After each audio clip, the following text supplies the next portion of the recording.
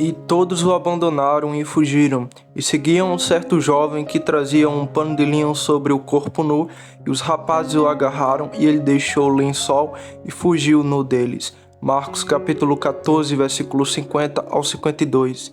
Este pequeno episódio da narrativa do evangelista é muito singular. Perguntamos-nos por que razão foi introduzida, mas penso que um momento de reflexão irá sugerir uma razão plausível. Ocorreu-me que este certo jovem não era outro senão o próprio Marcos. Ele provavelmente estava dormindo e, despertado por um grande clamor, perguntou do que se tratava. A informação foi dada rapidamente. Os guardas vieram prender Jesus de Nazaré. Movido por um impulso repentino, sem pensar no que estava fazendo, ele se levanta da cama, desce correndo, persegue os soldados, corre para o meio de suas fileiras, como se só ele fosse tentar o resgate, quando todos os discípulos tivessem fugido. No momento em que os jovens o agarraram, seus espasmos heróicos passam, seu entusiasmo evapora, ele foge, deixa para trás o pano de linho que estava frouxamente enrolado em seu corpo e foge. Desde então, muitos agiram como Marcos. E parece-me que esta digressão da narrativa principal pretende apontar uma moral. Primeiro, porém, você me perguntará, por que você acha que esse certo jovem era Marcos? Admito-lhes que é apenas uma suposição, mas é apoiada pela mais forte cadeia de probabilidades e explicará suficientemente a maneira como ele a inseriu. Calvino, seguindo Ambrósio e Crisóstomo, pensa que foi João, embora poucos críticos modernos atribuem muito peso a essa conjectura. Acho que os críticos mais desconcertantes da escola moderna atribuem esta transação a Marcos pelas seguintes razões. Era comum entre os evangelistas relatar transações nas quais eles próprios participaram, sem mencionar os seus nomes. Isso geralmente ocorre no caso de João, por exemplo. Ele timidamente esconde seu nome quando há algo em seu crédito e faz o mesmo quando é o contrário. Eu poderia citar um ou dois exemplos desta prática do Evangelho de Lucas, e não é do mesmo modo notável que tal coisa tenha ocorrido no caso de Marcos. Quem quer que tenha sido a única pessoa que provavelmente saberia disso seria o próprio homem. Não posso imaginar que qualquer outra pessoa teria contado isso a Marcos, e portanto, imagino que tenha sido ele mesmo, pois ele dificilmente teria considerado digno de registro se tivesse sido contado a ele por outra pessoa. E não é provável que alguém a quem isso tenha ocorrido sentisse que era um mérito seu e provavelmente o relacionaria a Marcos com o objetivo de ser registrado. Novamente sabemos que uma transação como essa estava de acordo com o caráter geral de Marcos. Deduzimos seu caráter parcialmente do livro que ele escreveu. O Evangelho de Marcos é o mais impulsivo de todos os evangelhos.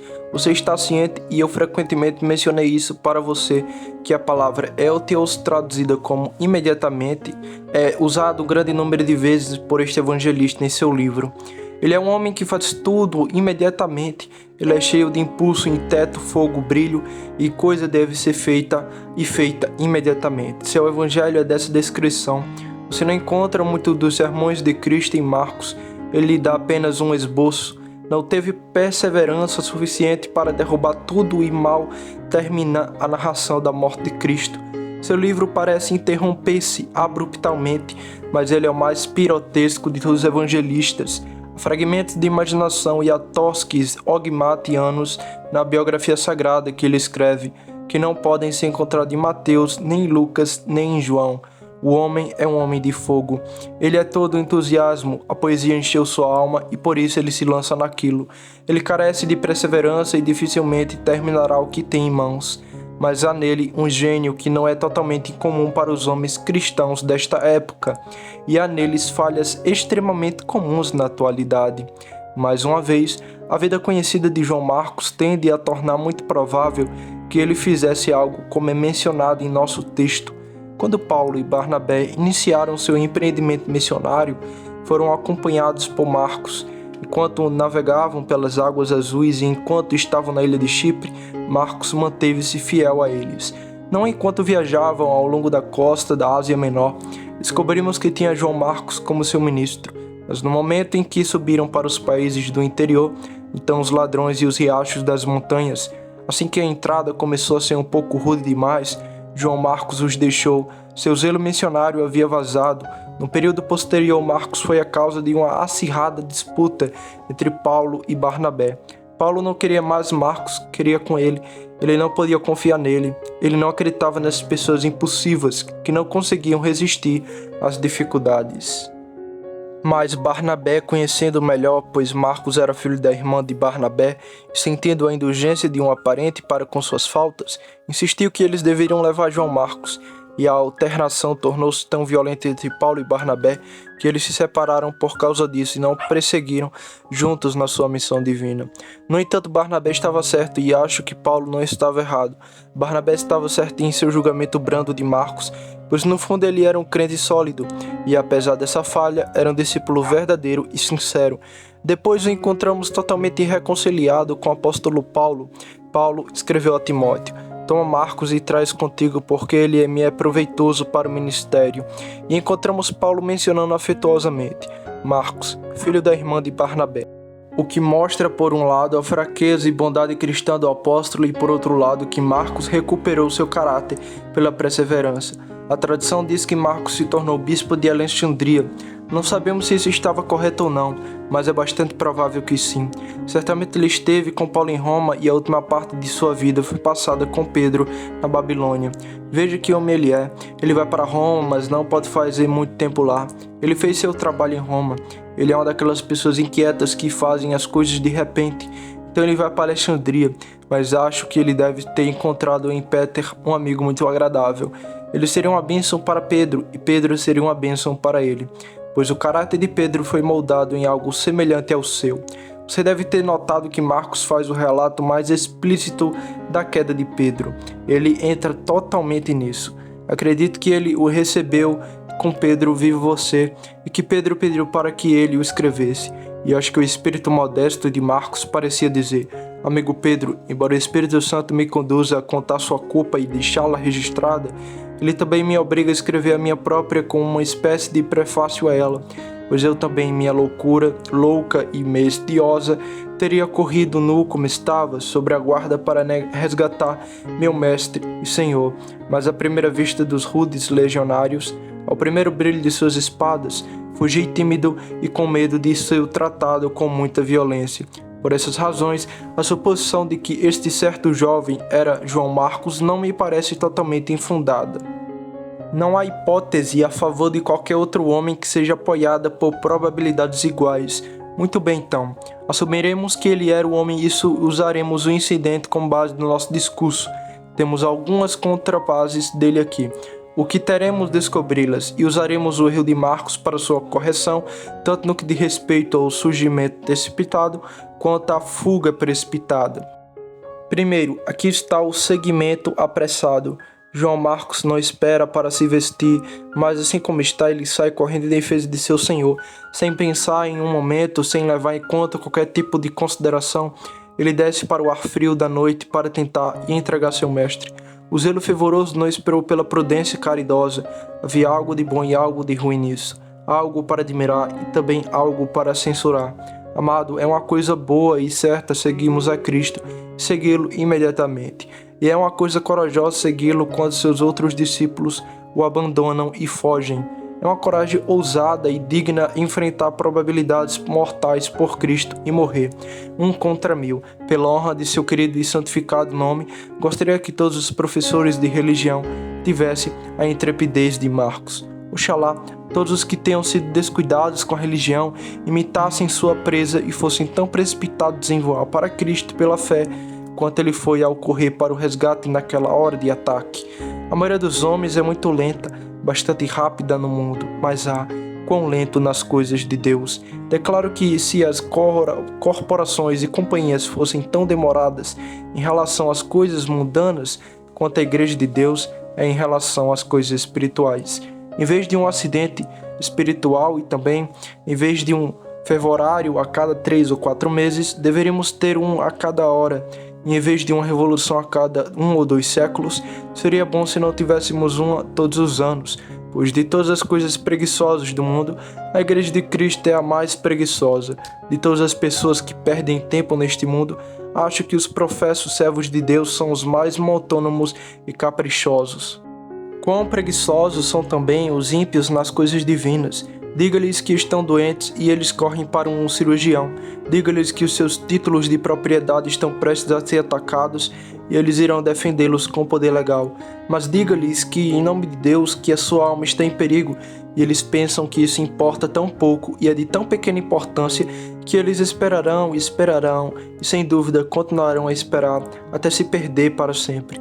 Deixe-me incitar aqueles que não creram no Senhor Jesus Cristo e a olharem diligentemente para seu estado eterno. Você já demorou bastante. O tempo que você esteve fora de Cristo é certamente longo o suficiente para as concupiscências da carne. Que frutos você colheu em sua impenitência e pecado? Quanto você foi melhorado ao negligenciar Cristo e preocupar-se com as coisas mundanas? Não foi tudo uma labuta autônoma? Pode ter sido adornado com alguns prazeres transitórios, mas colocando a vida ímpia na balança, o que isso significa? Vaidade das vaidades, tudo é vaidade. Você não confessa isso? Por que então demora mais? Você tem alguma felicidade em ser inimigo de Deus? Então por que não se reconciliar com Ele? Oh, que o Espírito de Deus faça você ver que o tempo passado foi suficiente para você realizar a vontade da carne.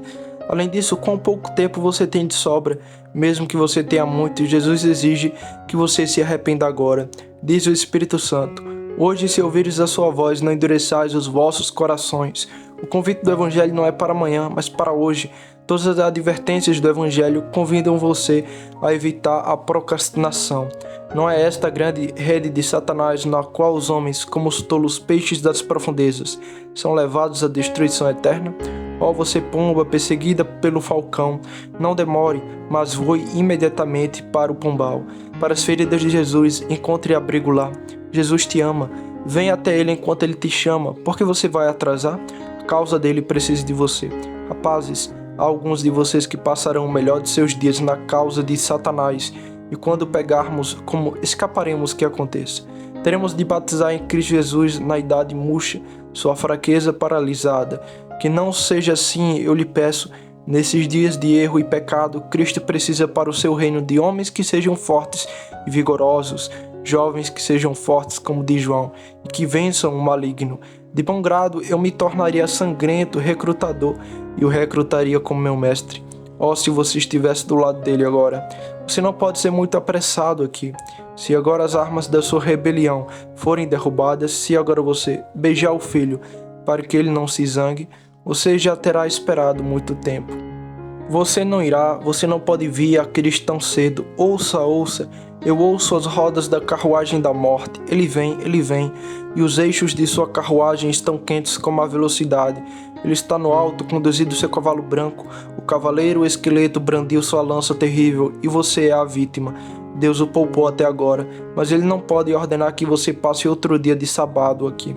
Ouço os cortadores cortando por toda parte, enquanto passo me preparando para cortar a grama. A foice da morte está sendo afiada agora. Ele colhe sua colheita todos os dias. Esteja você preparado ou não, você deverá ser cortado quando chegar a hora de Deus.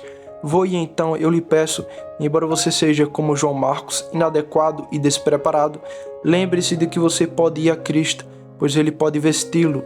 Você pode vir a Jesus Cristo imundo, pois ele pode lavá-lo. Você pode vir todo profano e contaminado, mas Jesus, pois ele pode perdoar o seu pecado. O Espírito de Deus me parece dizer a você: venha, oro para que ele possa convidá-lo a vir e apoderar-se da vida eterna.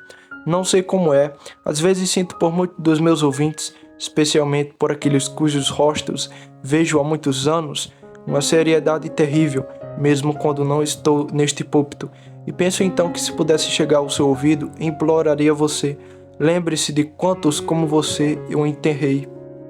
Quantas vezes fico à beira da sepultura, até que às vezes, quando semana após semana, 2 vezes por semana, fico ali, imagino-me conversando com homens moribundos, e não com homens vivos, conversando com um grupo de sombras que vem e vai diante de mim, e eu fico parado, eu mesmo uma sombra, que logo voará como o resto. Oh, se eu pudesse falar com você, como me sinto e abrir minha alma para você.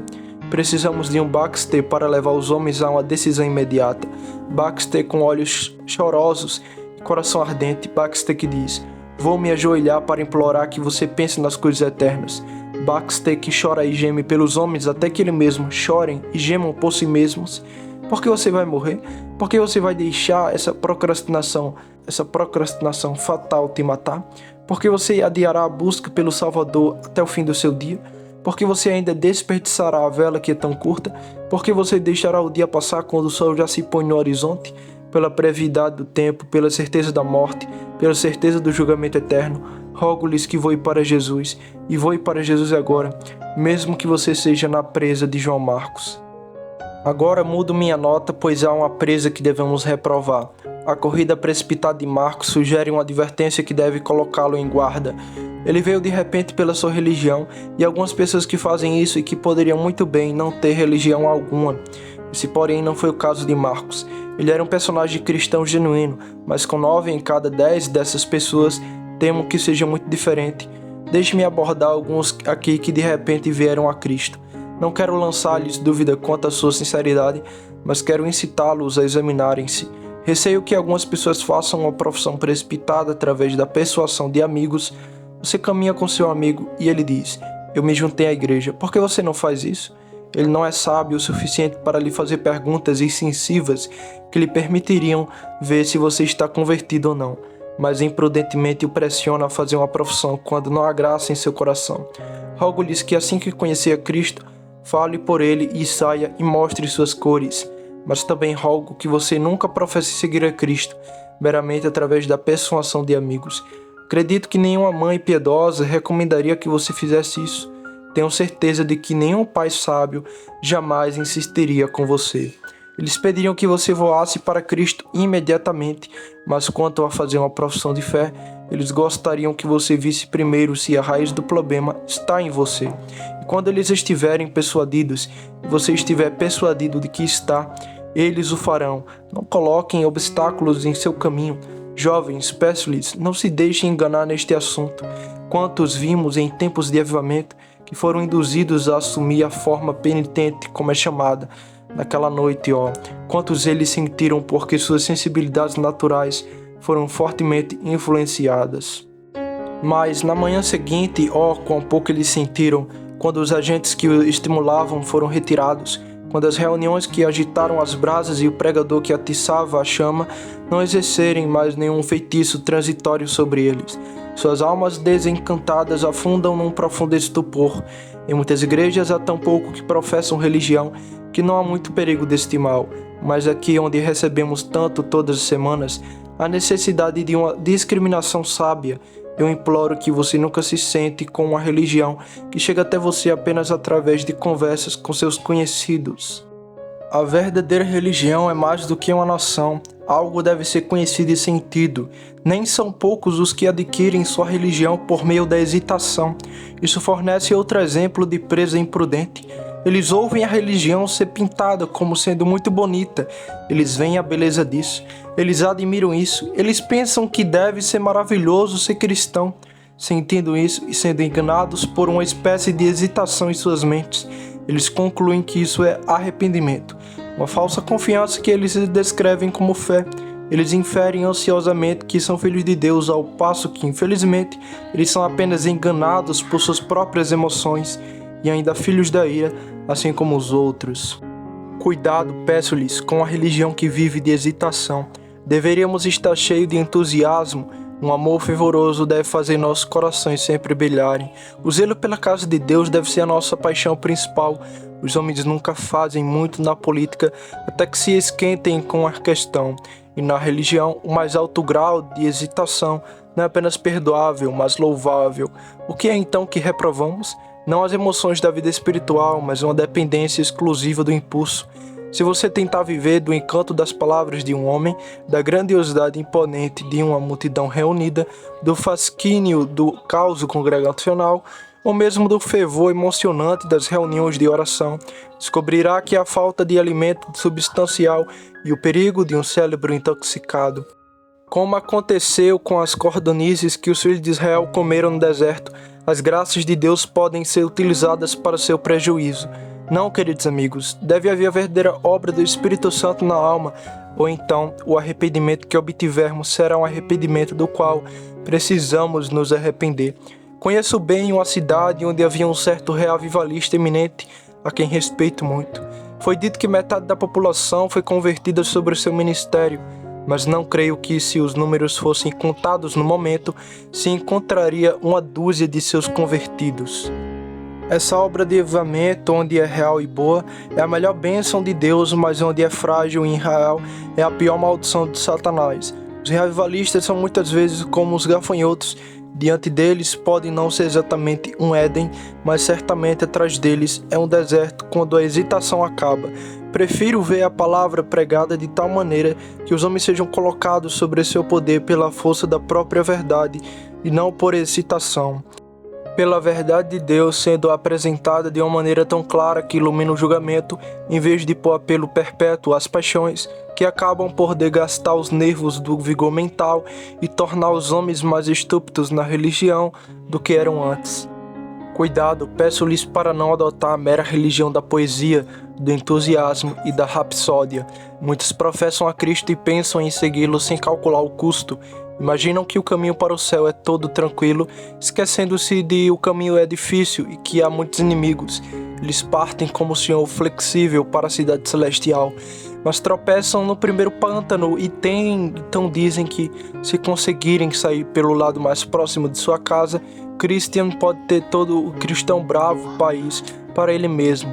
Oh, muitos que vimos em diversos momentos pareciam correr bem, mas corriam na força da carne e nas brumas da ignorância. Eles nunca haviam buscado a força de Deus. Eles nunca foram esvaziados de sua própria obra e de seus próprios conceitos. Consequentemente, no seu melhor estado, eles eram vaidade.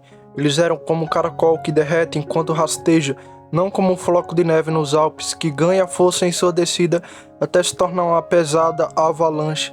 Deus faça com que vocês não sejam meteoros nas estrelas fixas em seus lugares. Quero que você se pareça não com o infecto do pântano, mas com um farol constante na rocha. Há uma fosforescência que se espalha pelo mar de verão, mas quem é iluminado por ele até o porto da paz? E há uma fosforescência que toma conta da mente de alguns homens muito brilhante, ao que parece, mas não tem valor e não leva nenhum homem ao céu. Seja tão apressado quanto João Marcos se for uma presa sólida, mas tome cuidado para que não seja um espasmo de hesitação, um mero ataque. Caso contrário, quando o ataque acabar, você voltará aos seus velhos lugares e aos seus velhos hábitos com vergonha. Você será como Saul entre os profetas um dia, e odiará o rei ungido no dia seguinte. Eu gostaria de adverti-lo com tanta sinceridade contra o seguimento precipitado de Cristo. Segundo ponto, resta-me apenas notar brevemente a fuga apressada. Não sei se as pessoas que estão mais dispostas a fugir são sempre aquelas que foram mais rápidas a fazer a sua profissão. Estou inclinado a pensar que não, mas alguns que correm bem no início mal têm fôlego suficiente para manter o ritmo, e assim desviam para um pouco de conforto e não voltam à estrada, se não são cristãos genuínos. Eles são apenas cristãos feitos por homens e por si mesmos, e esses cristãos que se fizeram por si mesmos nunca resistem, nunca poderão resistir, porque o tempo os desgasta e eles voltam ao seu estado formado. Existem dois tipos de deserção que denunciamos como fuga precipitada, uma temporária, a outra final. Aos membros da igreja, deixe-me falar sobre o primeiro. Meus queridos irmãos e irmãs, especialmente vocês que são jovens e recentemente foram acrescentados ao nosso número, peço-lhe que tome cuidado contra fugas temporárias da verdade de Cristo. Pensem como Marcos fez o papel de idiota. Aí vem ele, aqui está o seu herói, que maravilhas ele fará. Aqui está um Sansão para você. Talvez ele mate os seus 1000 homens, mas não, ele foge antes de desferir um único golpe. Ele nem sequer tem coragem suficiente para ser feito prisioneiro e arrastado com Cristo para o tribunal, e ali dá um testemunho paciente. Ele virá o rabo imediatamente e sai voando. Como ele parecia simples, como todos na multidão devem ter rido no covarde aventureiro, do covarde bravo. E que tolo você parecerá se depois de unir a igreja e parecer um servo de Deus, você ceder à tentação. Um jovem na mesma loja ri de você e diz: haha, ouvi dizer que você foi batizado, e você treme como Pedro sobre o questionamento da donzela. O seu mestre vê algo errado e faz um comentário áspero para você. Bem, isso é uma coisa boa para um soldado cristão. Você não pode enfrentar o inimigo pela primeira vez? Se você correu com os lacaidos e eles os caçaram, então como poderá lidar com os cavalos? Se na terra de paz em quem confiaste, eles te cansaram, então como farás na expansão do Jordão? Uma religião que não suporta uma pequena risada deve ser muito pobre. Conhecemos algumas pessoas cuja religião tem bases tão doentias, cuja profissão é tão vazia e cuja posição é tão instável que fazem um grande barulho quando tocamos. O sistema deles é de construção humana e está podre, e eles sabem disso. Portanto, ficam zangados se fizermos apenas alusão. Se fosse correto e bom, então o que quer que dissemos nunca os assustaria. Mas, senhores, quantos que fizeram exibição justa na carne foram pessoal e individualmente provados e considerados deficientes? Tekel foi escrito na parede a respeito deles. A primeira partida deles foi apressada e eles foram desviados por causa de algumas risadas. Vocês não percebem, queridos amigos, que isso sempre os tornará muito indignos de confiança? Se você escolher dessa forma, a igreja não confiará em você. Espero que um dia você seja um líder do Israel de Deus, jovem. Esperamos que você não seja um pregador, mas um dia seja um oficial da igreja. Mas quem lhe pedirá para fazer com alguma coisa quando você não consegue se manter firme e manter sua própria posição? Aquele que não tem graça suficiente para evitar sua fuga no tempo de tribulação não tem nenhuma probabilidade de se tornar líder do exército de Deus. A igreja manterá você assim como manteve Marcos, mas sempre olhará para você com uma espécie de suspeita. Sempre diremos: onde está fulano de tal?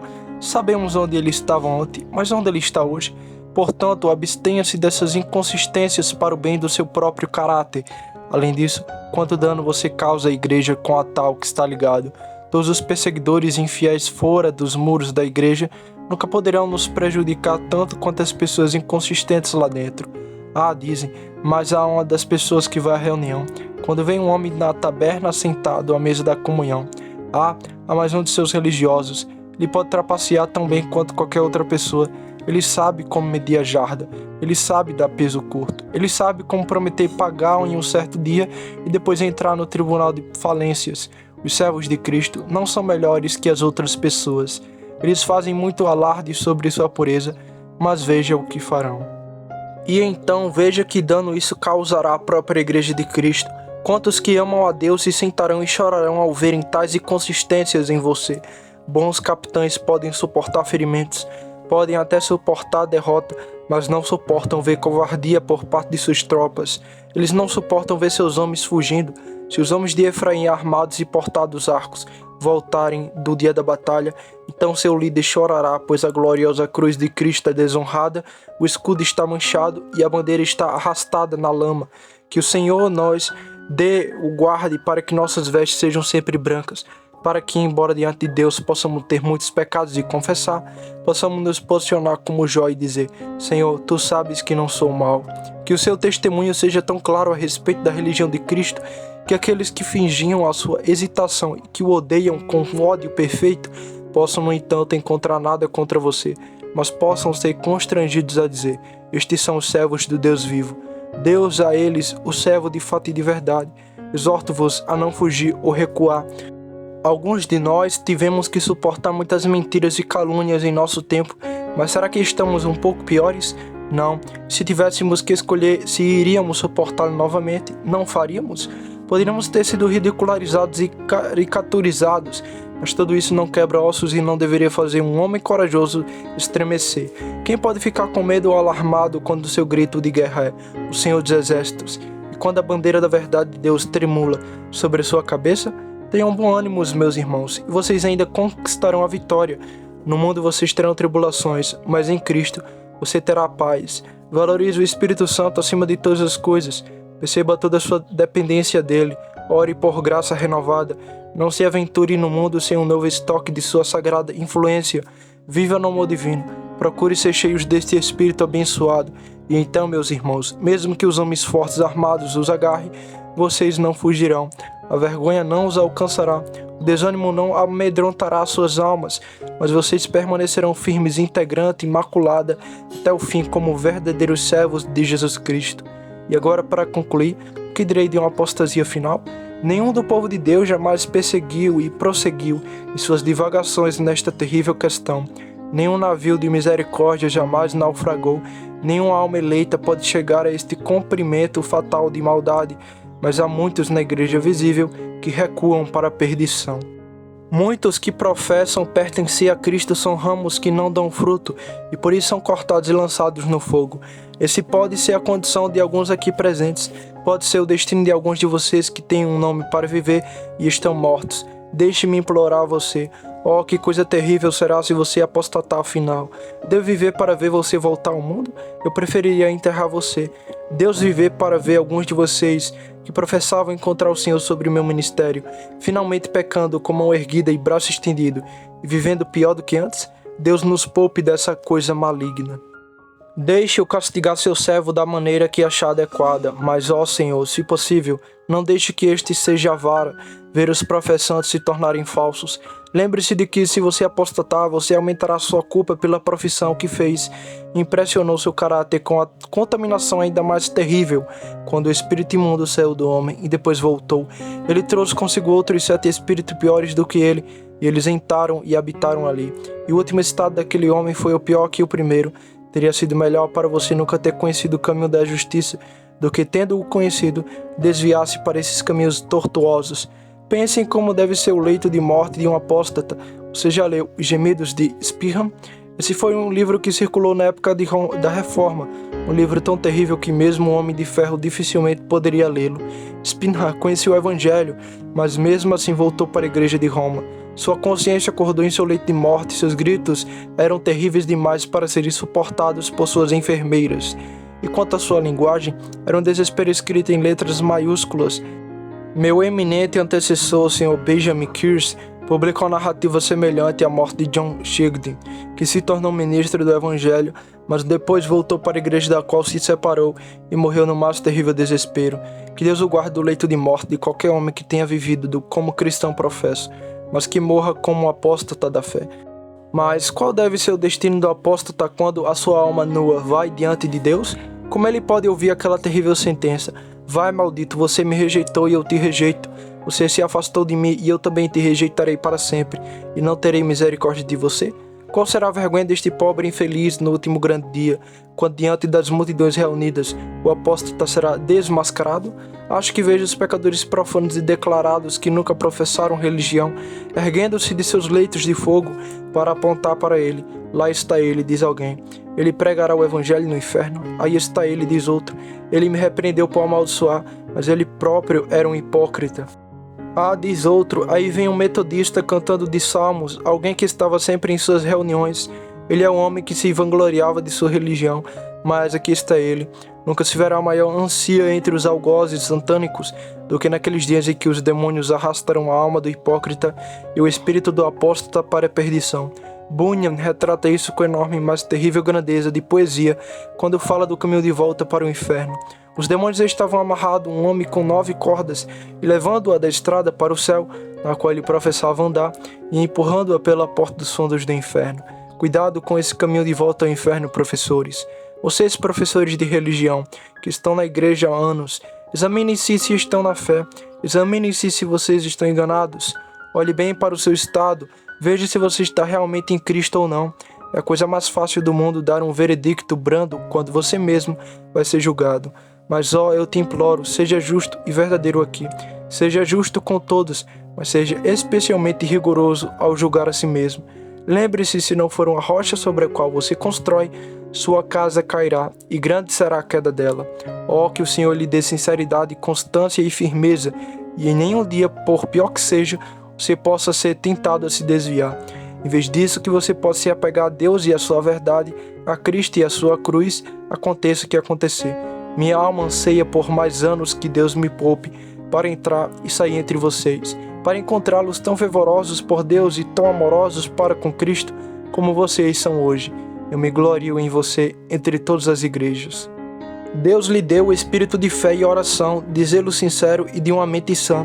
A Ele seja glória, mas como igreja não retroceda, não deixemos que nosso fervor diminua, não deixemos que nosso zelo morra, amemos uns aos outros com mais ternura do que nunca.